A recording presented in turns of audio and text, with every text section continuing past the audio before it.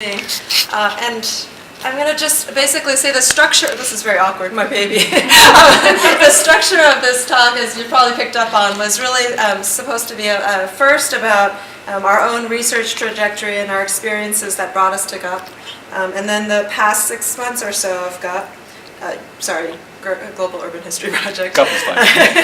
And then the sort of anticipation that we have for the future. So past Guhp, present Guhp, future Guhp. Mm-hmm. So I'll start with past, which is what I think we've all heard from the others as well, which is that I've always found that my questions and my work sits at the border between fields and questions that are traditionally asked.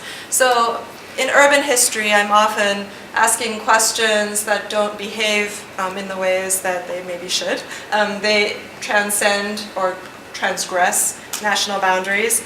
And then similarly, when I go to global history conferences, I'm frustrated because I want to know, well, actually at that moment of foreign policy clashes or, the Cold War, people are all moving from the countryside to the city. Does that affect your story at all?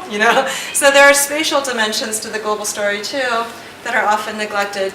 And it's really, I find that for academics, a lot of creative work comes when you bring two conversations together, two or more conversations together. But of course, the structural problem when you move between areas is that there often isn't an institution to help you walk through that space. And I think that's the space that we are trying to collectively fill with Guhp. Namely, we want to provide a place where colleagues can really start to share the work that they know. We are all experts in some things and real novices in others. And so this is a sort of a logical next step, I think, for thinking a little bit more about how we can profit from each other's expertise. And I won't repeat what's been said about language, but absolutely that is one of the core problems. And also with the issue of what questions we ask. So I'll just give you a little anecdote.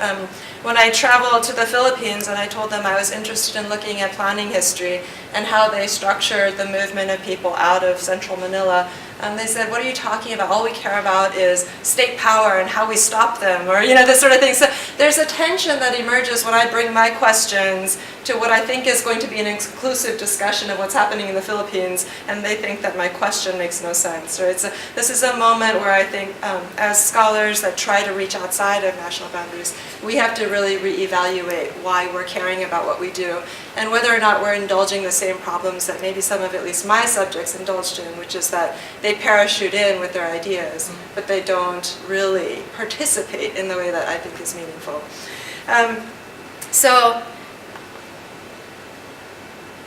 What have I learned over the first 6 months of this project? I've learned that Carl is a brilliant and humble and inclusive democratic leader.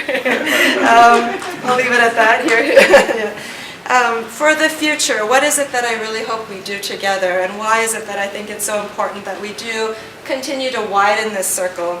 I think there are 3 areas that we all operate in to some degree. One is teaching, one is research, and one is outreach. And so we'll do more of one or the other depending on who you are as individuals. And the first thing I'd say is that the bringing together of resources and giving structure to patterns or habits of mind for different areas. So for instance, even in places where I can read the language, let's say when I'm reading about Korean urban planning, I'm lost. I'm reading, but I have no idea if people hate this person, if people absolutely have followed this line of reasoning the whole way through, and I'm just sort of reading a tome that everybody knows.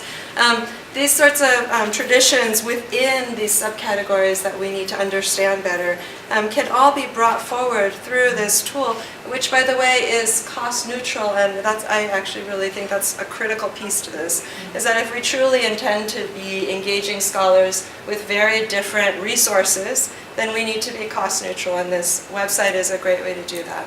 So bringing together these ideas of what the common questions are, what the common literature is. I've been asked so many times to look at people's syllabi and tell them what they're missing. And there's only like so much that I've read too, and so there's this way in which we're really limited to our personal connections at this moment because there aren't these institutional frameworks. Well, this is now an institutional framework. And although it's not there yet, syllabi development should absolutely, I think, become a part of the way we share this knowledge. There's really no reason to reinvent the wheel or not even know what the wheel is as we're going through and teaching it. As far as research goes, this is where I think we can do the most sort of intensive work together.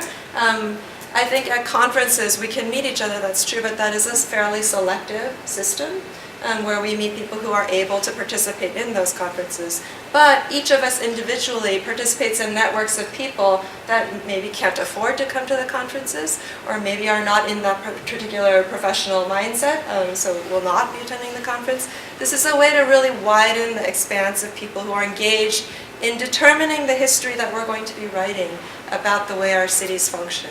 And because we are incorporating more voices, very concretely what this means is much more rigorous website development, scholars pages which already exist, potential publications which I hope we can entice editors to be interested in publishing, and also, and this part is really selfish, helping each other understand how archives are collected and organized around the world.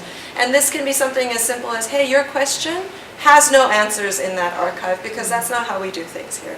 Or if you want to do oral histories, you better bring some food with you. These are the things you need to understand about when you're researching in this location. I think all of that would be enormously helpful, and it's reciprocal.